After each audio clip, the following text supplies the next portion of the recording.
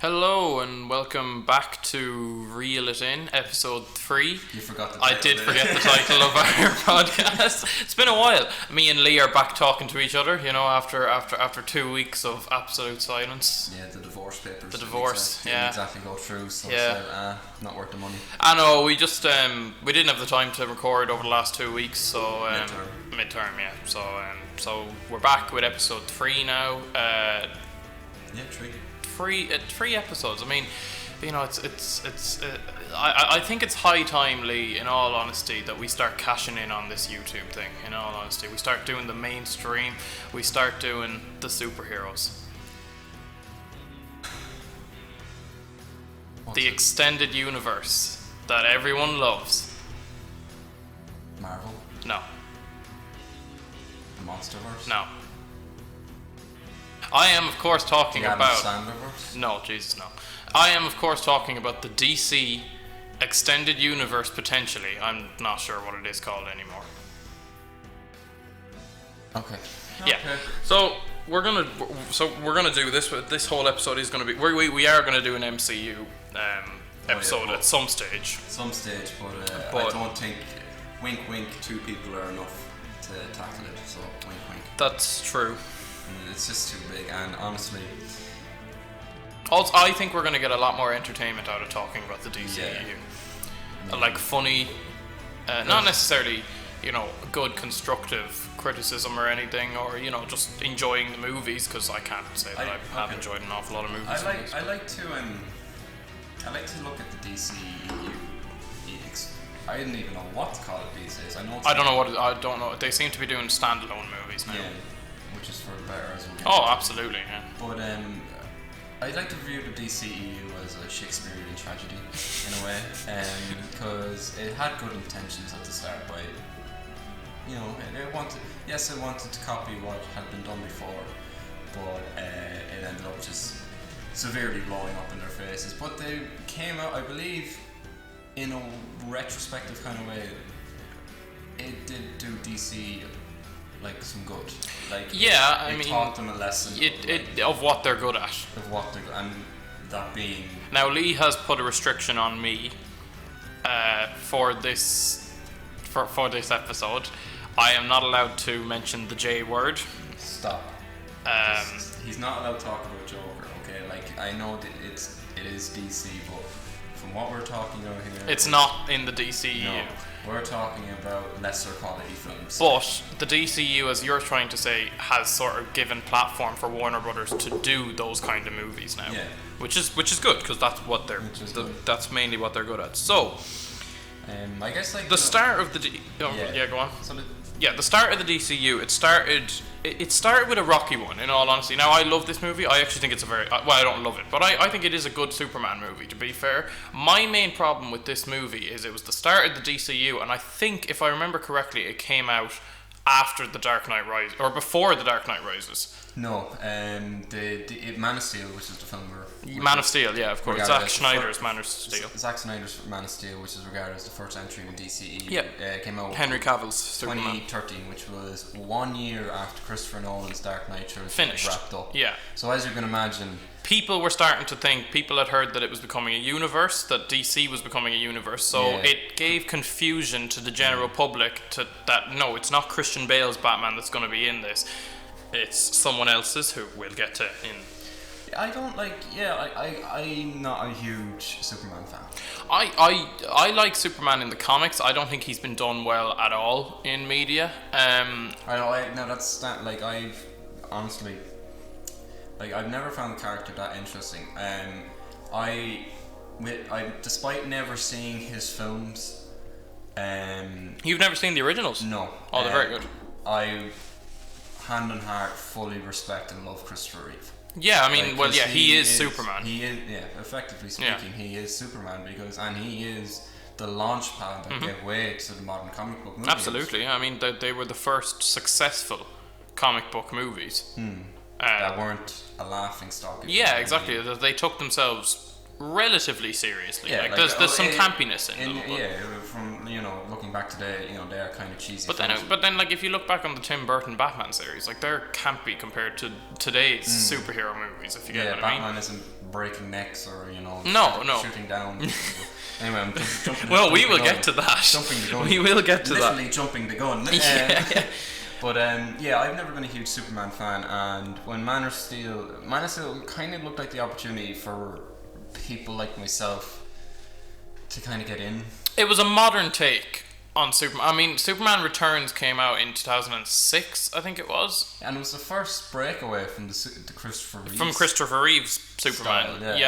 Style, Effectively. Like, there have been other Supermen, sort of. But, through TV and the yeah, media and such. But Superman Returns, I mean, we're not going to get into that, but it was sort of half and half. It was kind of that campy 80s feel that was not...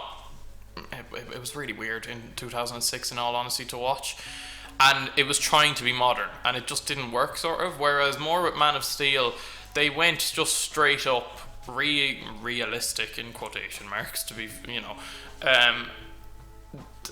they went for the gritty, they went for the dark. Zack Snyder, I think, does quite a good job in that movie. Yeah, like Zack Snyder could take up, discussions about him could take up a podcast episode in itself. I like him. He is a very style over substance kind of director. Yeah, he is. Yeah. There's no way to I'll fully admit there's not much substance to Man of Steel. No, there isn't. No, there's no real. There's a little bit of heart. I mean, it is the first time. Well, with everything with his parents and with his dad, we've seen it many, many times. I understand that, but I think Henry Cavill brings. See, the problem with Superman in media, in my opinion, is Superman in film especially just comes across as a robot. He's a robot, effectively. He is an alien, but the weird thing about that is, I don't know, this is I'm coming across wrong here, I think, but in the comics, Superman was Clark Kent before he was Superman. He is a human. He was raised human. But he comes across as this deity for some unknown reason in the films. Well, he was always from Krypton. No, I know he's from Krypton, but he was raised human. I know that he is. You're talking about the blatant use of Jesus symbolism and stuff in the film. Yeah, I understand that he is an alien and stuff, but he doesn't come across. He doesn't talk in no movies. He talks like a normal human being. He comes across as very robotic, very static, sort of, and it's including in the Zack Snyder one. Now, I think Zack Snyder gave him a little bit more personality than we've seen before, but in my opinion, not enough. In the comics, he is a very witty, very funny guy. He is it's hard to believe, but he is sort of, to use a phrase, the life of the party in a lot of the Justice League things. I think Christopher Reeve did bring a lot of that to it. He did have a lot of likability and charm, but more so he did, yeah, as Clark Kent than Superman. The closest that any Superman has come to the source material is definitely Christopher Reeves. Because, as we said, he really is Superman. It is one up top 5, superhero portrayals. Oh, 100%, yeah. He just nailed it perfectly. Yeah, he was perfect. I think what a lot of actors, I know there's, in mainstream media, there's only been 2 following Christopher Reeve, which has been Brandon Routh and now Henry Cavill, and possibly Michael B. Jordan now. Possibly, yeah. Whichever way it goes, but they seem to just follow the statuesque kind of image of Superman. I think I have never read a Superman comic. I've read Kingdom Come. Which is a very good story. Yeah, it's brilliant. But I've never read any, and I've read comics where Superman does show up, like Batman Hush and Dark Knight Returns. Yeah. But I think in those stories, Superman is a side character, and it's mainly the symbol that a lot of them just trying to encapsulate, and they forget to talk about the person underneath. The symbol. And that's what I'm trying to get to. In movies, they do that especially. And including Superman movies, he is literally just a symbol in those movies with powers or whatever, but he just doesn't come across as even as Clark Kent, in Man of Steel, he doesn't come across as a real human being, in my opinion. Amy Adams was a weird choice for Lois Lane as well. I like Amy Adams. I think she's a brilliant actress, but it was a weird choice for Lois Lane. There's a lot of weird. I think every casting decision in the DCEU has been bar weird. One that people were very, very, very upset about. Well, no, there's a couple. There's 2. I like Ezra Miller as the Flash. We'll get to him. And the one, okay, right. So will we move on from Man of Steel? And no, let's just talk about with Man of Steel. Like, people have complaints about it being too dark and too gritty, and the ending, of course, which is the film is. Should we spoil it? Yeah, go ahead. It's been like, sorry, yeah. This podcast is going to be full of spoilers, like, about the DCEU. So I mean, if you don't listen to it if you don't want. You've not listened too much anyway. Like, Man of Steel, I liked it. Yeah. Is it great? God, no. No, the ending is a bit stupid. I mean, there were an awful lot of ways he could have solved that without breaking Zod's neck. An awful lot of ways. I understand why they did it. Well, yeah, But they could have done it in a much better way. Yeah, it leads into Batman versus Superman. It does, and it is a character building decision. But my problem is he snaps the neck of the last Kryptonian, his last, as far as he's concerned, as far as he's concerned, species. like, this is the end of his species, apart from him.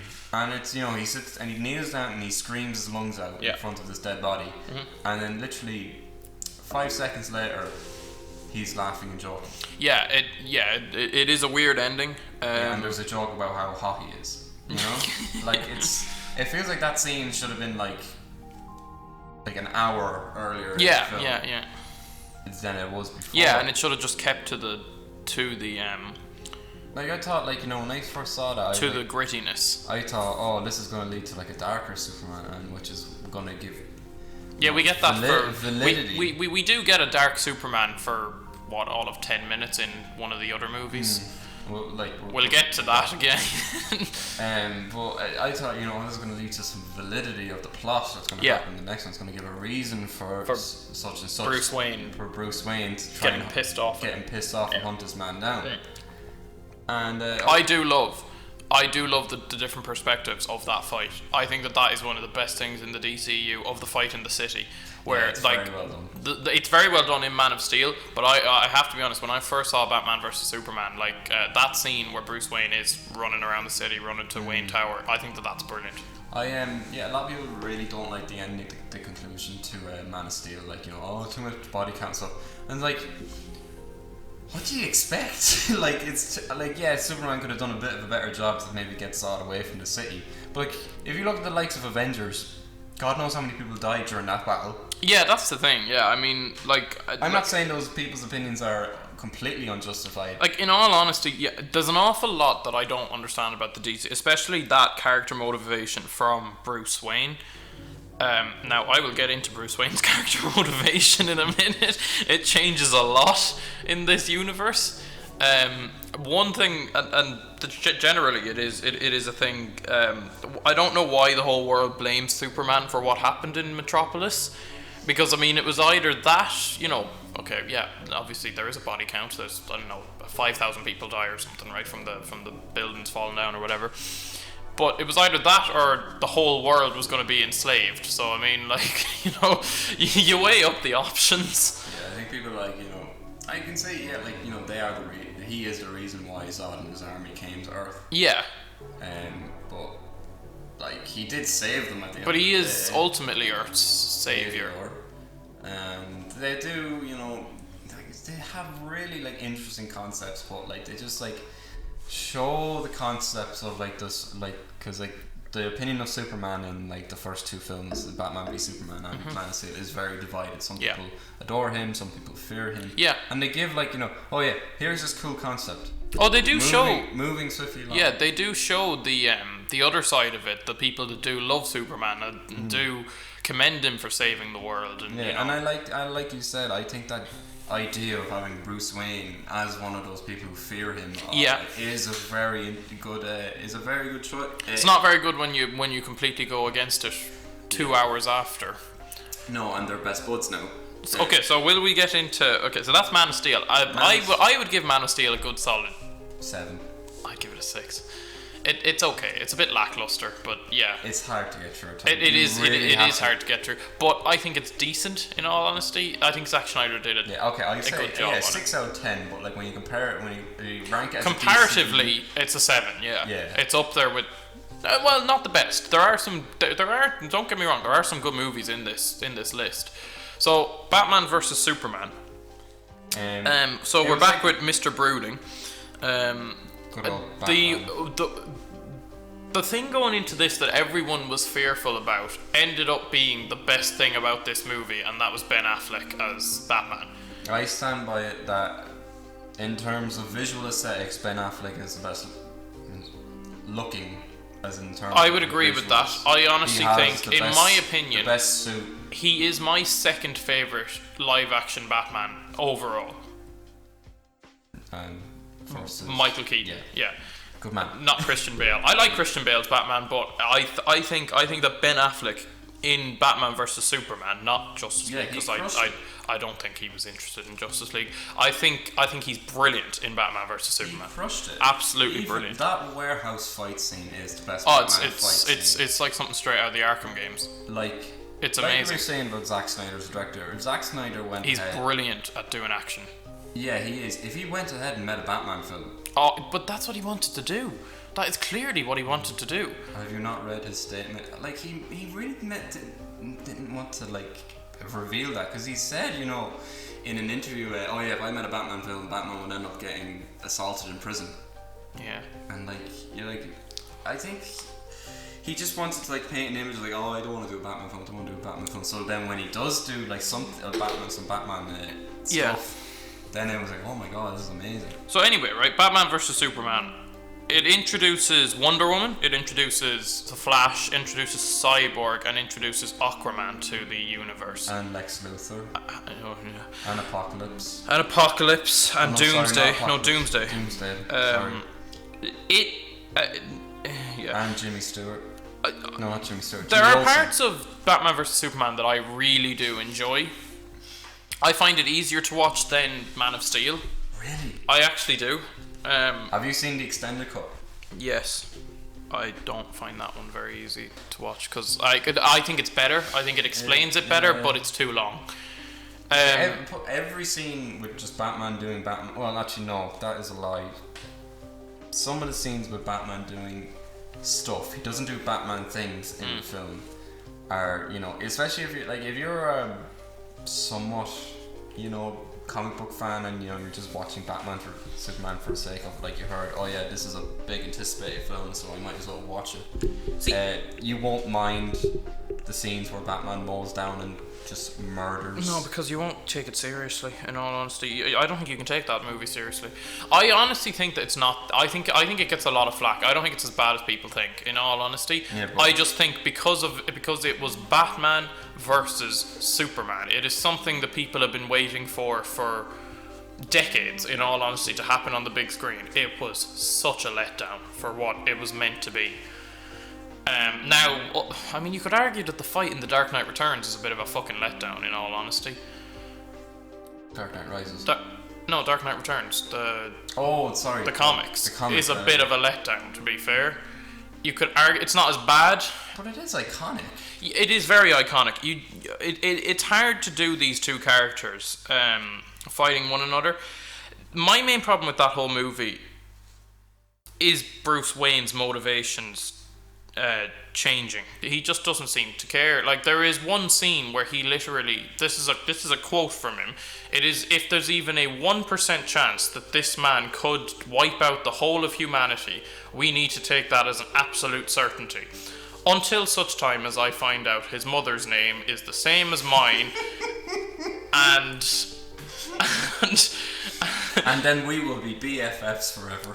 Literally, it is such a strange ending. Like, I am sorry, but the whole point of that movie is that Batman is sick of this alien shit coming down to his world. He prefers just fighting fucking clowns and penguin people and, you know, whatever. You know, he can handle them. He can't handle these guys. So he creates kryptonite weaponry to defeat these things, yeah? He uses a big chunk of kryptonite that they found in the Indian Ocean or something, that for some unknown reason no one else knew about. I don't know, that whole thing was really weird. And he ends up basically beating Superman. Like, Batman does win that. If he goes through with what he's about to go through, he will kill Superman. He doesn't, because reasons. I think on that whole thing about the mother's names and Martha and stuff, is I know why they I understand it. Because they wanted to show the Superman is. Yeah, I know. I do understand it. I think that it's over hated, in my opinion. If he had said "mom" or "save my mom," I could have swallowed it a bit better. Like, it's just the fact that ended the fight. Yeah. Like, he would, like, 5 seconds ago he was about to kill him. On killing this guy. He literally like cuts him.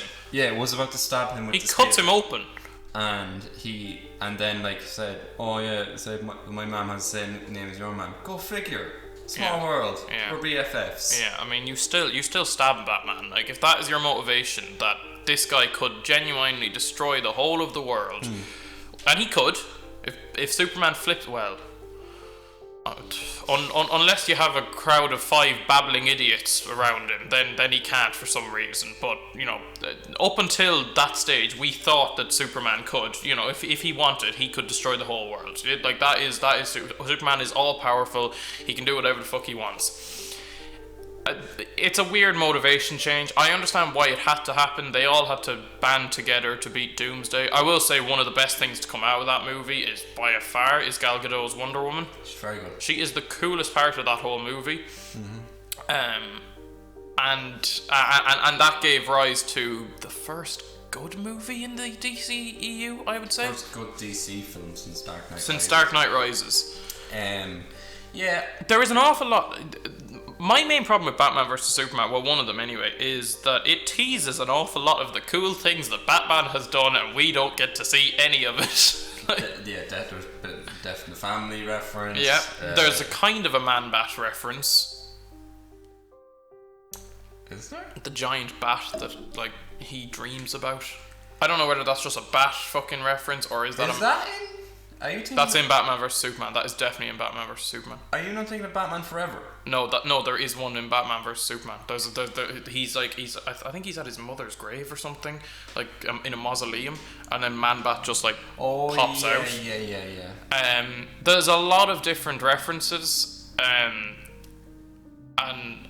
the first time watching that, where you're like, oh my god, that Jared Leto Joker, it's looking good, it's gonna be good, right? This is simpler times. This is before Suicide Squad. You know, he's already killed Jason Todd. Well, killed, whatever. I mean, we don't know if Jason Todd's dead in this universe. We never will. You know, they have a history, but we don't get to see any of that. We don't get to see anything to do with Batman or Joker. So there's an awful lot of references. I think Jeremy Irons as Alfred does a really good job, to be fair. It's very different from Michael Caine's than it had to be. Everything on the Batman side is really good. Apart from him murdering people. No. Go over to the Superman side, Jesse Eisenberg. I am still adamant. I don't know if I said this in the first podcast. I've said this many times. I might have said it in the first podcast. I'm adamant that they went to the casting agent and asked for Heisenberg. It's the only explanation. It literally is the only explanation. He was waiting for Bryan Cranston to show up on set, and Jesse Eisenberg, literally, the whole time that thing was being leaked, that Lex Luthor was going to be in Batman vs Superman, everyone just thought it was going to be Bryan Cranston, because after Breaking Bad, he would have been perfect. And no, they cast Jesse Eisenberg, and it's one of the strangest performances I've ever seen in my life. It is so it's so wanting to be Heath Ledger's Joker. It's unfucking believable. He wants to be the love child of Heath Ledger's Joker and Jim Carrey's Riddler. Yeah, effectively, and that is not Lex Luthor. Like that. No, it's not. And then they like tried to ADR in that he's Lex Luthor Jr.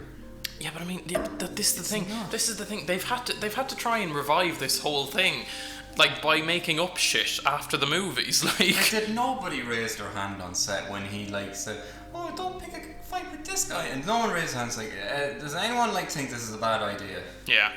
You know, of the like nearly 300,000 people who worked on that film. Did not one of them just said, I don't know. It is the strangest casting choice I have probably ever seen. I don't know if ever. I've seen some weird casting choices, but like, no, it's one of those weird like in terms of DC. Like, DC has kind of a rep for like casting weird choices. Yeah, but they end up being decent. Like, I mean, Heath Ledger was a weird choice to cast for. Now, I mean, technically Christopher Nolan cast. I mean, Christopher Nolan ran that whole thing. DC didn't have an awful lot to do with the Dark Knight trilogy.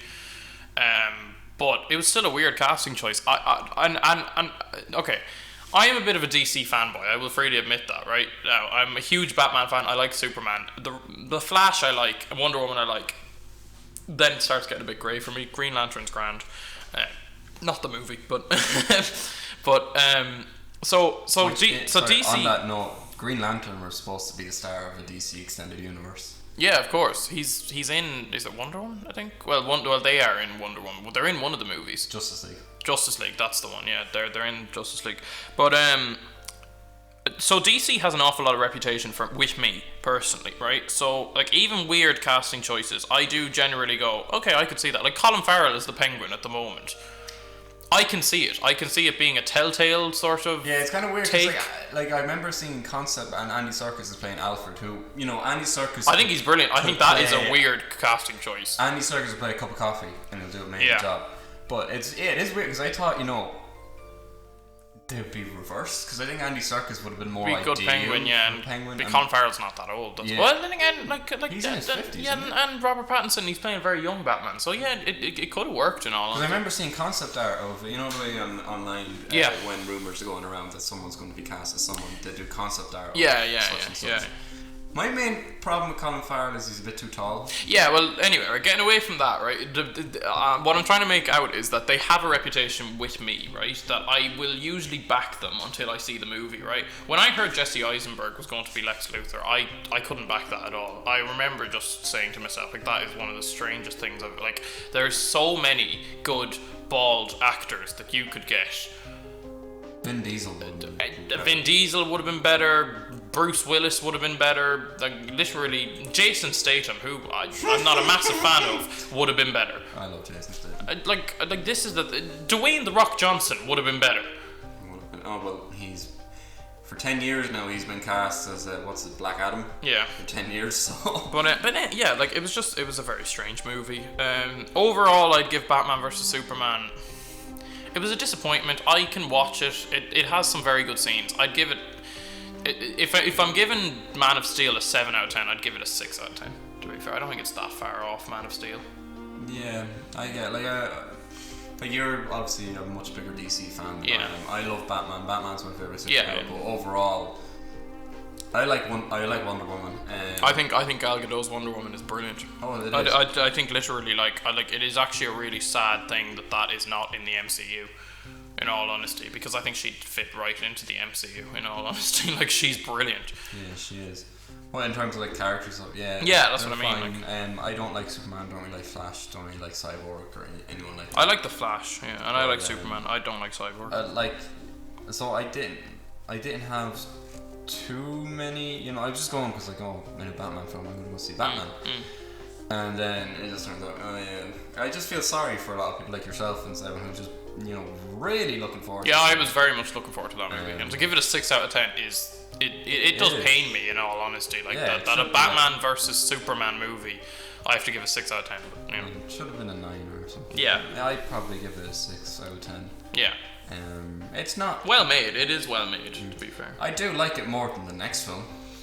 Oh Jesus! Yeah. Okay. Right. The next film. We're going on to the next one now. The next one, I remember the common thing coming out of Batman vs Superman was okay. At least we have Suicide Squad. Suicide Squad is where it's all going to be saved. All right. This is my God. Suicide Squad is one of the worst comic book films I've ever seen. By a country mile. Suicide Squad destroyed this universe. I don't think it ever recovered from Suicide Squad. Not even the great Wonder Woman movie was able to save this thing.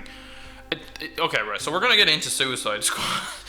The least we talk about this movie, the better, in my opinion. Right. So I'm not gonna make that joke that I want to make you commit suicide because that's been done. Jeez, that is That's just been done to death. Okay, right. So the plot is stupid, right? Sorry. There is a plot.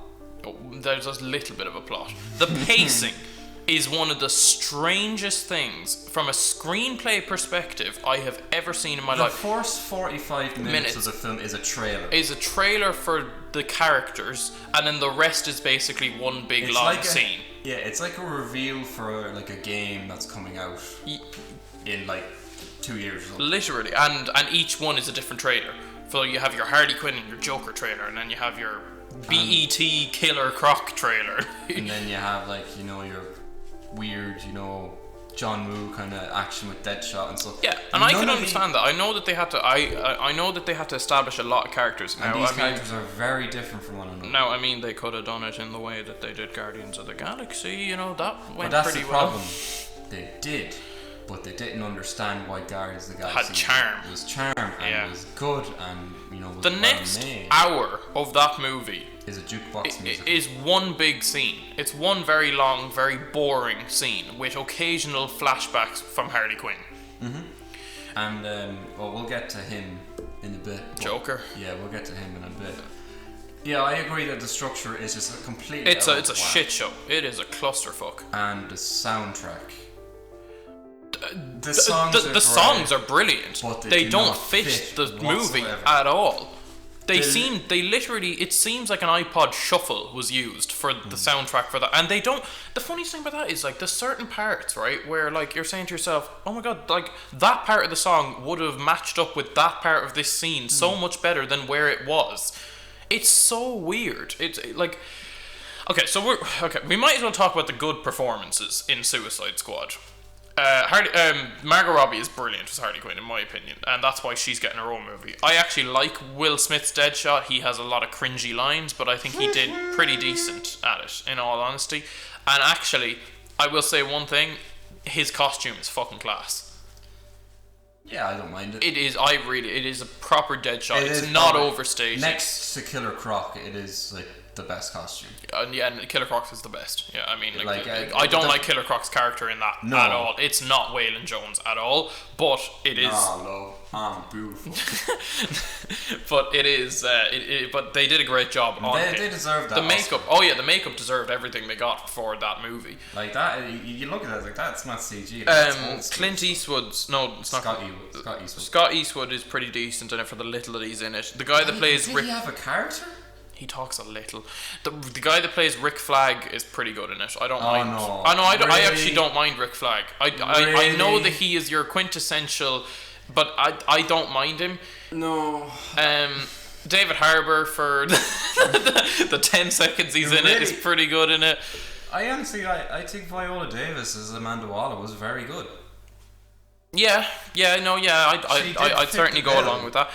One of the best performances in that movie, and I never thought I would say this in my life, is Jai Courtney as so Boomerang, as Captain Boomerang. He's literally just playing Jai Courtney, but it works. So no, he's not playing Jai Courtney because it's a personality. Well, that's true. Yeah, but he's actually once in his life. Now, Jai Courtney doesn't get as much roles as he did from a period of like 2013, 2016. He was just getting every role. Yeah. He was in everything. Spartacus. He was in everything. Kyle Reese. He was in Die Hard. He's really good in this movie. That is a real surprise. He was allowed to, and it looked like for the first time he was just allowed to have fun. Yeah. So now let's get into the bad parts of Suicide Squad. Okay, so the villain. See, the thing about the Cara Delevingne. It can't act, shouldn't act, stick to modelling. I'm sure you're a nice girl in real life. Stick to modelling and being a radio. It's a bit harsh. I've seen her in other things. I think she's better in other things. She's good in Grand Theft Auto. That's true. It is an awful character. I have a bit of sympathy for her on that. It is a terrible character. Apparently it's so badly written. Apparently, no, I haven't read any Suicide. Apparently in comics, it is a good character. Yet it has the best part of the whole movie. She had the best part of the whole movie. The hand thing. It's astonishing that a film that had a budget of like 300 million and is one of the top grossing, highest grossing comic book films of all time. Unfortunately, the best part is a bit with a hand. Oh, it's stunning. It's actually stunning. It's simple, but it's really so well done. Yeah, no, it's so well done. The hand thing. The thing about them. She's the stupidest archaeologist in the world. Like she finds something and immediately just fucking bashes it on a rock. I don't get her character at all. And then when she becomes Enchantress, it's just the most generic villain of all time. I can't remember her brother's name. For the life of me. The problem with her is, for me anyway, was the fact that she was in the film at all. Yeah, she didn't. Suicide need to Squad be, should have been much. Well, the original Suicide Squad are very Black Ops sort of like. It should have been like some African drug lord or someone but like. But maybe, this is what the someone government like, uses them for, or someone other. like Black Mask or something like that would have been perfect. This is what the government uses them for. It's for really like on the nose, like really bad missions. That if it all comes out and it all goes wrong, they can be used as fall guys, if you know what I mean. Honestly, if Suicide Squad went ahead, and there was rumours that it might have been R-rated for a while. Oh, it should have been. It definitely should have been. I don't know if the Suicide Squad is going to be R-rated. I don't know. I have faith that James Gunn, no matter what happens, will do a good job on that. You know, it's going to be better than this. Like, you can't do much worse than this. No. So then. Oh dear. Is it that time? I like Jared Leto as an actor. Thank God, I thought you meant to say. I like him in a lot of movies. I was on board when he was cast, but it's so odd. It is so odd. It's unbelievable. His look is awful. It's so on the nose that he's a little bit different. You know, he's damaged. He's damaged. You know, he's mentally unstable. It is one of the more like. He actually does have chemistry with Margot Robbie on screen, which is a bit weird. Because I can imagine she didn't really like him on set. I don't think anybody really liked him. With the sending of, you know, used condoms and dead rats and alive rats and, you know, whatever else he sent to them to be quirky. Because that's what the Joker would do. No, he wouldn't. There is no scene in that. There is no line that the Joker delivers in that movie that I say to myself, that's the Joker, and that I don't cringe at. It seems like the Joker in that film seems like one of those cosplayers you'd see in like cosplay cringe. Yeah, it's the I'm the Joker baby. Like I honestly, I think that performance is better. In all honesty, it's more to the character. Like I said, I can't. Like, the design is one of the worst character designs I've ever seen. It's awful. It's awful. And you sent me a photo there the other, I don't know, a couple of weeks ago. I think it was when we were on midterm actually. And you sent me a photo of someone did him, but without any of the tattoos and without any of he looks perfect. And any the grilled teeth or anything. Yeah. Grilled teeth. And he looks really good. He looks perfect. He looks like the Joker. It was really weird. And like, the look isn't everything. Like, I know a lot of people. What is with the cat purring? I think it's more Jared Leto than Joker, because Jared Leto's a strange guy. That's true. Say what you will about him. Like, I don't really like him myself, but I like him. I like him as actor, and I am a fan. I am a 30 Seconds to Mars fan. But like, he's so too hipster, too modern, and that's what they want. He's very homoerotic in that movie. I didn't get that. He gives your man a lap dance. Kind of. What film did you? The guy in the freezer box. Yeah. I don't know if he gave him a lap dance. He definitely sat on his lap. He started purring. See, I like to forget about this movie, but yeah, it's like you said. I think you hit the nail on the head. It's a lost performance. How did he survive? I think that brings us into our next point, is that there are two different versions of this film. Yeah. There is the shit show. That is Suicide Squad. And then there's the Harley Quinn and Joker story. Yeah, and apparently there is another cut out there, because this film was butchered I've heard the editing is what with reshoots. Yeah. And edits.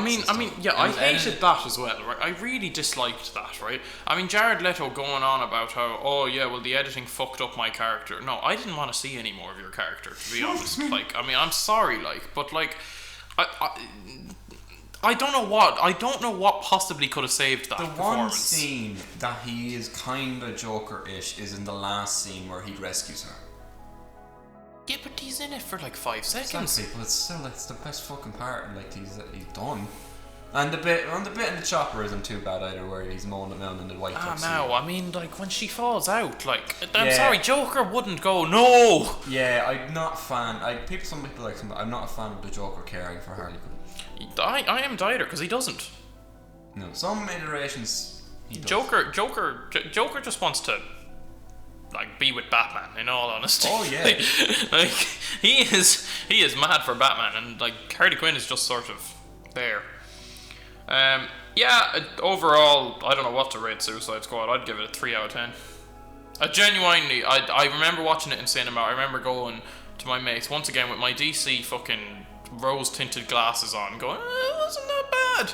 And I watched it again about 6 months later, and I actually can't watch it. You know. Oh yeah, we didn't even get into El Diablo because he's so forgettable, and yet he's like the main character effectively. I love it. We need to put together a team to take back down the super goddess. Who are we gonna get? Oh yeah, the guy that won't use his powers. Yeah, literally, the guy that is refusing to do anything. And what does it take to break his 10 long year oath after murdering his entire family? I'm not touching you. I'm not touching you. Yeah, and then he gets annoyed. Then he gets annoyed, and then he kills a lot of people. Yeah. That's character development right there. Yeah. Fuck you, William Shakespeare. Yeah, it's just really, really strange. It's a strange game. Or no, not game. Sorry. I've got Death Stranding on the mind now. But anyway. What was next? This is where I left Suicide Squad. I'm giving it a 3 out of 10. I went to that film shortly after my devs, and it was kind of in a bit of it wasn't the greatest move after my devs, so I was like, oh, I'm ready for Suicide Squad. So I went with my mate Kieran, and we sat down and we watched it, and he said, "Oh, that was good, wasn't it?" And I was like, "No, it really wasn't, man. I'm sorry." What's your rating? Your official Lee Smith's rating? Like, I'm gonna give it a 4. Ah, jeez. Like, cause like I'm just thinking. Margot Robbie's very good in it. I will freely admit that. But like, it's one of like I can watch. Honestly, I've given this some consideration now. Batman and Robin. Oh yeah, I can watch Batman. I can watch that a lot easier than a lot of other films. I can watch Dark Phoenix better than. Oh god, yeah. Suicide. Oh, it's much better. It's much better. Alright, so that's Suicide Squad. So now, Jesus, we're on to our good movie. This is a change of pace. Wonder Woman. Yeah, it's good. It's a really good. Ironically, this is probably one we can talk about the least. Literally, because it is just. I don't have much to say about it. It is actually a really good World War I movie, which you wouldn't think. And that's it. It's a World War I movie. It's not a movie that tries to ham in like. No, it's a World War I movie with just this like goddess, like it focused on her. It didn't try to set up like 7 other sequels. No, and I like the Amazonians. I think that whole thing was really cool. I thought him crashing into Chris Pine is very good. He's very good in it. Spud is in it from Trainspotting. He is. No, it's just a good movie. Like I don't know what else. Like Gal Gadot gives a brilliant performance. The visuals are very well done. I think the villain once again is very generic, but like it works for an origin story. It's very like the first Captain America, much better in my opinion. I like the first Captain America. I think it gets a lot of flack, but it's much better. And the soundtrack. Oh, the soundtrack's brilliant. Holy shit, the Wonder Woman theme. Oh, it's so good. It's good. It's one of like the best soundtracks of the last 10 years. Yeah, by a country mile. Like it's a great workout music. She is perfect in the role. In all honesty, like it is a brilliant movie. Chris Pine and her have genuine chemistry on set, and it's the first time that I was honestly upset from the DCEU for the reasons they wanted me to be upset. When he sacrificed himself, because I don't know how he's coming back in 1984, but. Yeah, but I mean, like they'll do something. But it's just a very good movie. In all honesty, I really do like it. Yeah, Patty Jenkins did knock it out of the park, and she did. She was just a smart choice. She's doing the second one, isn't she? She's doing the second one. And she just said, "Look, let's just make a film about Wonder Woman." Well, that was the thing. That like weird this is the first one where they started just making standalone movies. And do you know what's weird as well? It's the first Wonder Woman film. Yeah. You know. It's the first ever Wonder Woman film. So it could have went wrong, but Patty Jenkins, completely knocked it out of the park. The justice and like the action scenes were great. Justice. What? Justice. Shut up. You know the action scenes were great. Yeah, brilliant. Actually felt like a film. The slow motion shot where she's going over no man's land, I think is brilliant. And they didn't hammer fist in the whole. They could have easily like hammer fisted in a social commentary about men looking at women and stuff and. Like no, there was nothing like that. They acknowledge it, but they move on. Yeah, but it was just a brilliant movie. I really thought that it was so well done. the nice thing about it was the first title female superhero movie, like proper superhero movie for a female superhero.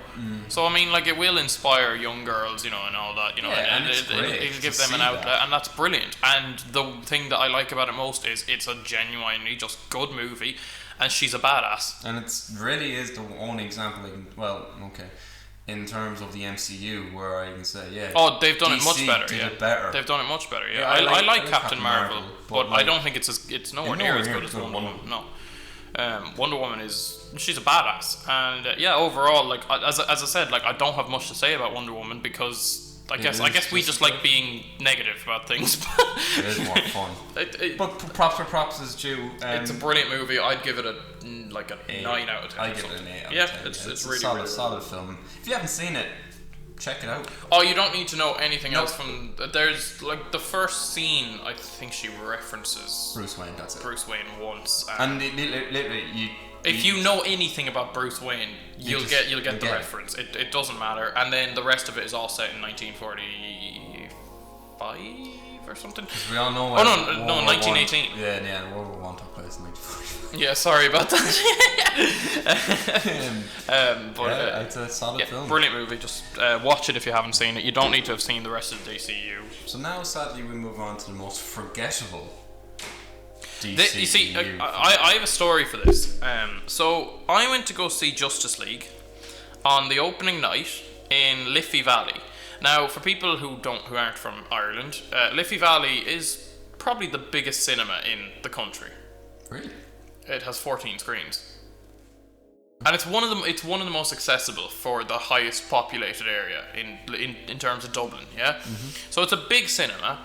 Like smaller releases would get packed out, midnight releases, like I'd say Child's Play did or something, because there's always a niche, right? No, there is always a niche, right, of people that will go to these movies first night or whatever. Yeah.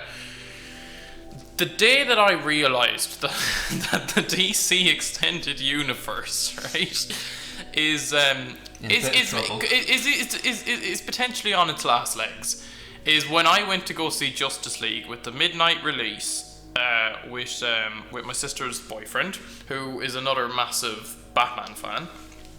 And we went with our, really looking forward to it. You know, it's a Justice League movie. The Justice League, like basically the Avengers of the DC. Except more popular than the Avengers. They were, yeah, up until this decade. And I would say there was 12 people at a screening with a seat capacity of, I think it was about 200. So that was the day that I realised that maybe this isn't going to last very long, to be honest. And Justice League. What do I say about Justice League? The Deathstroke costume was cool at the end. There you go. There's the look. Justice League is nowhere near as bad as like the likes of Suicide Squad. It probably is a better film than Batman vs Superman. Arguably. This is when DC were starting to go, I see how you make superhero movies. You throw in funny quips every 10 seconds. That's what Marvel do, and Marvel are successful. Like, this is a criticism that has been done to death, but DC didn't earn the Justice League. No, it didn't at all. It really didn't. They had established They rushed the Justice League because they realised that they were 5 years near 6 or 7 years behind Marvel at that stage. What do I say about it? Good things about Justice League. I mean, the plot is boring as fuck. The villain Steppenwolf is almost as bad as Enchantress. He's looking for these 3 Lego blocks to control the universe or something. To summon an even better villain that we will never see. Yeah, Thanos, actually. No, Darkseid, but no, it is Darkseid, yeah. Well, it is basically Thanos. Anyway. What was I saying? Oh yeah, good things about Justice League. Sorry, that's why I was stumped. I like Ezra Miller as the Flash. I think he's pretty decent. Ben Affleck is not very good in this movie, actually, because he's not interested. The suit isn't even great either. Henry Cavill's CGI'd face is pretty good. It's quite funny. It's funny. It's entertaining. He had to CGI because he wasn't arsed shaving his mustache for it was for actually, Mission Impossible. Yeah. Yeah, he was under contract. Yeah, but like I don't know why they couldn't just... No, I fully understand it. Like, I mean, he chose the good movie there. Yeah, he did. I don't know what else to say about it. Like, it's Gal just Gadot's so good. Gal Gadot is very good in it. Yep. The Amazonians are quite cool still. Jesse Eisenberg's not in it much. Not in it much. No, he's at the end and he's in the coolest scene because Deathstroke's costume is perfect. It was cool hearing... Aquaman's quite cool. Cyborg is boring as shit. It was really cool hearing snippets of the Danny Elfman Batman theme and John Williams Superman theme. That's true. Yeah, that is true. Snippets. Yeah. I mean, there was snippets at the start, and then like it just sort of like fucking punches you in the face during the last battle, and you're just sort of like, oh right, yeah, no, I get it, yeah. No, but like it really would have been cool. Like, can you imagine Michael Keaton just comes out? That would be amazing. But can you imagine like Ben Affleck's Batman with like the Danny Elfman soundtrack? Oh yeah, no, it'd be perfect. It would have been incredible. Yeah. It's just the generic fly things that they fight the whole movie are boring as fuck. The only part that I actually thought that they worked as a team was when they were in the sewer and they used the Batmobile and Cyborg took it over, and then like Aquaman did some shit with water and like. It really is a film that you can look at it. It's not unwatchable. But but it's background noise. We haven't even gotten into the fact that they revive Superman and he's evil for like 10 minutes. Like, everybody knew Superman was going to come back after. Spoiler alert, but Superman died at the end of Batman. Well, yeah, he was in the promotional material for Justice League, so... Mm-hmm. Oh no, they tried to hide him at the stars, you know, we don't know. But it's the fucking Justice League. But by the end... It's like fucking having, I don't know... By the end, the posters had him in it, like it was done.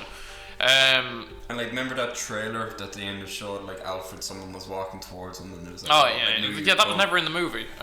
So I mean, apparently we have a cut of that movie that is meant to be amazing.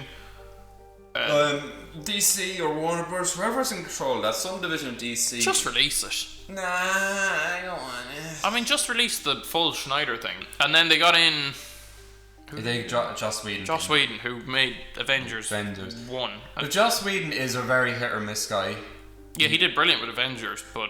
Age of Ultron's alright, and Firefly, but like his style and his Zack Snyder style do not correlate whatsoever. No. And like, so you'll have one moment where it's really dark and depressing, and then you'll have another where Batman's complaining about his back. Oh yeah. And it's like, oh yeah, that's totally the Batman that we saw murder like gang members and brand people in Batman v Superman. It's a very strange movie. It's like nowhere near as big as it should have been. No, absolutely not. Honestly, it's very boring. I don't remember an awful lot from that movie. No. I'm actually struggling to talk about this movie. It is the smallest scale. Yeah. Suicide Squad. It's bigger, yeah. Suicide Squad should. I remember Suicide Squad a lot more than I remember Justice League, and I've seen Justice League like 3 or 4 times now or something. Yeah, I think I've seen it 3 times. Yeah. Yeah. But I can't remember an awful lot from it. I zone out, to be honest. It's one of those movies that I can just have on in the background, but I'll be on Twitter fucking like just scrolling.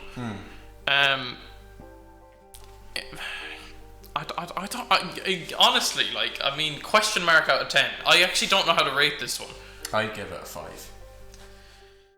I'll give it a 5 as well because it's middle of the road. I don't know, like, it's grand. If you're a fan of Justice League, I can't even recommend to see it. Go watch the cartoons. Honestly. Watch the Justice League cartoon, it's much better, and you get a lot more character development. Henry Cavill, like, all the performances are pretty decent. Because Henry Cavill actually smiles now, but when he smiles, it's really creepy. Oh, it's creepy because it's all CGI. And now he doesn't want to do it anymore. I mean, like, all the performances are good in it. Again, because they get good actors to play these roles. It's just that they give. Like, I'm not really a fan of the guy who played Cyborg. He's very. Once again, I have sympathy for him because I think the character is just so boring. Like, I don't know how you play that well. Yeah, I remember watching Teen Titans. I think I liked it. Yeah, but he's still boring. He kind of had personality, but everyone was, like, that was a cartoon. Everyone was like over, like, that was a cartoon anime hybrid kind of thing, and everyone was over the top in that. So and it's like just really dark and brooding. So that's Justice League, 5 out of 10. watch it or don't. Like, it doesn't matter. I mean, it's not a thing anymore.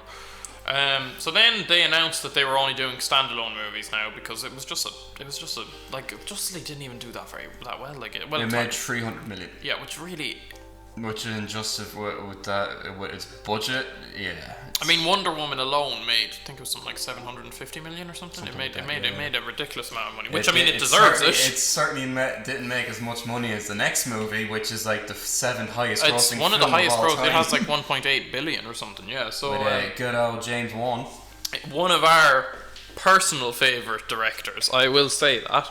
It's one of my least favorite movies of his, but I mean, like, it probably is my least favorite movie of his. But anyway, right? So I don't.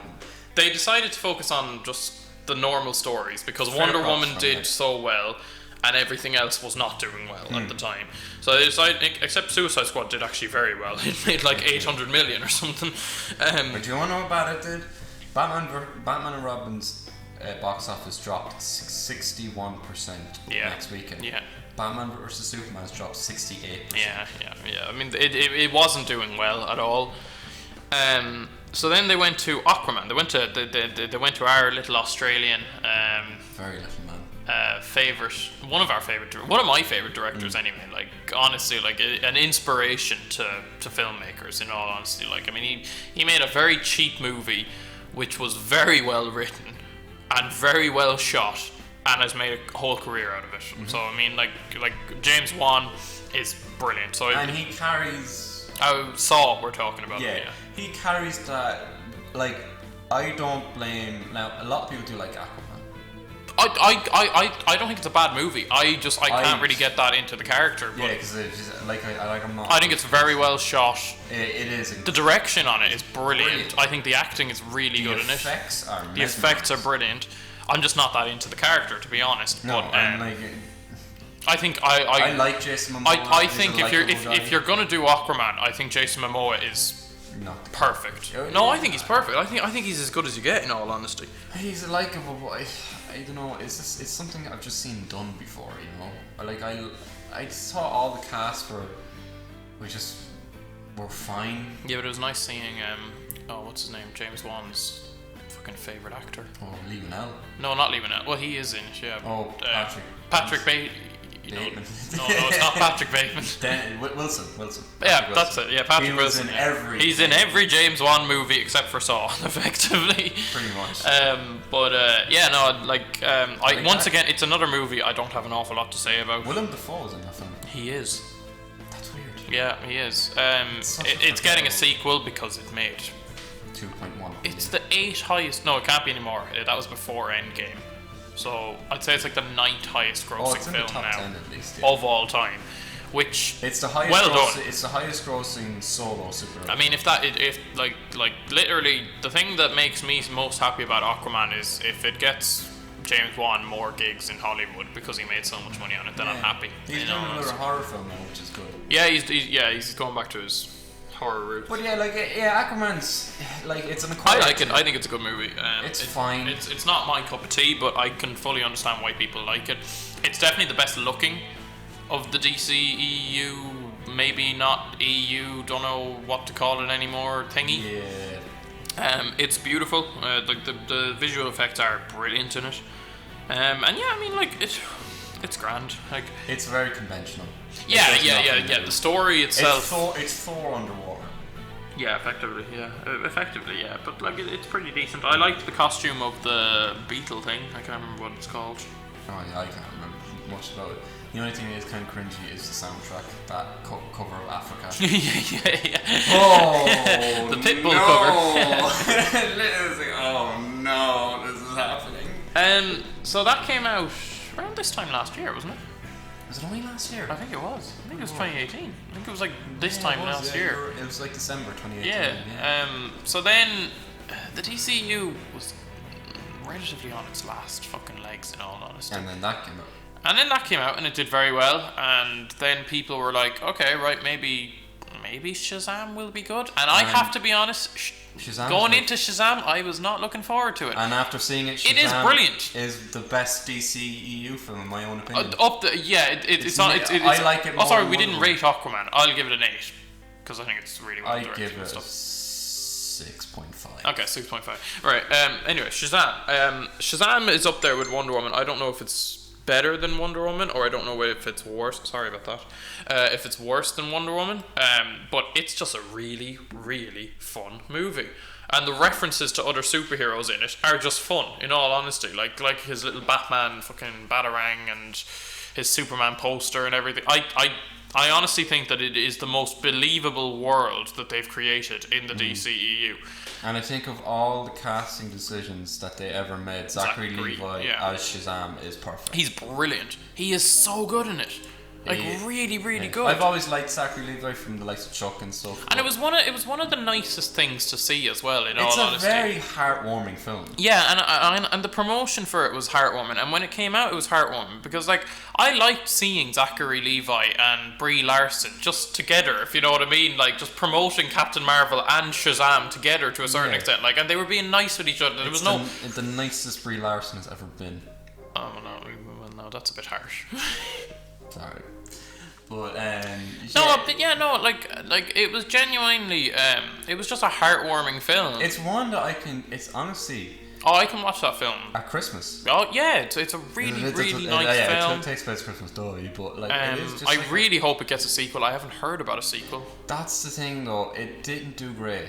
No, that is the only problem. At the box office, Shazam did not do brilliant. Because they made the amazing decision to release it like a week. The day nearly that Captain Marvel came out. And then when that had time to die down, Endgame was on the horizon. And as I said, like I was very DCEU'd out at this stage. So I remember... I skipped Shazam in the cinema. You did? I remember watching Shazam. I think I was sat on my couch one day and we just sort of said... we're bored, sort of. Do you want to go and watch Shazam? Just for the crack, sort of, right? We'll see what it's like. And I had no expectations going into that film, but I honestly really liked it. All the kids give great performances. Obviously, Zachary Levi gives a great performance. The villain's pretty decent. Well, yeah, but he was conventional for the sake of being. But he was conventional in a funny way. Yeah, like they knew it was almost like a parody. In all honesty. Like, this is the part where you're going to explain your evil plan to me. Yeah, that kind of stuff. One of the funniest jokes ever is that bit where they're up in the air and they can't hear each other. Oh yeah, because it's so true. Like, how could he hear him? It's so true. And he's just monologuing there, and your man's just like, I can't hear you. And he's like, can he really not hear me? It's brilliant. I give props for DC because like this was a character that I knew next to nothing. I knew nothing about. I've seen him in a couple of the cartoons. Yeah, he said Shazam and transformed. But I knew very little about Shazam, and he instantly became a favorite of mine, in all honesty. And I loved the Superman cameo. Yeah, it's a bit obvious it's not Henry Cavill. Yeah, but it's still funny. Like it's fun, and it's almost like a it's parody. It's the most Superman thing that he's ever done. In yeah, definitely. And it's not Henry Cavill. Yeah, he's just been nice, in all honesty. He's just because like that's what Superman would do. He would. He would. Sit down and have lunch with a kid. It is almost like a parody of the DCEU that the DCEU made themselves, and I give them props for it. I think that it is a really, really good film. And yeah, overall, I'd give it probably like a 9 out of 10. To be fair, it is I hope I can see it coming on and becoming like a cult classic. Yeah, so can I, and I don't actually see it getting a sequel because of how. If it doesn't, I'm not too. No, I'm happy with it just being a standalone thing. If it doesn't, like I would like to see a sequel, but I don't see it happening because it didn't do very well. I think it made like. It did well. It made like 300 million or something. Yeah, and the budget wasn't too high. No, it was quite low budget. It was only like It didn't do. I think it was a 90 million. It's just when you're coming off the heels of Aquaman. That's the thing. Yeah. To be fair to DC, like I can see why they're going to be. They've announced that they only have plans to continue Wonder Woman and Aquaman at the moment. Yeah. And then obviously Matt Reeves' Batman universe is not connected to. It's not connected to. Well, it's not connected to DCEU. It's a younger Batman. It's not connected. Yeah. So. But yeah, like honestly, I think if Shazam released now, it would have done very well. Yeah. Yeah. But Alas, it didn't. So then Joker. So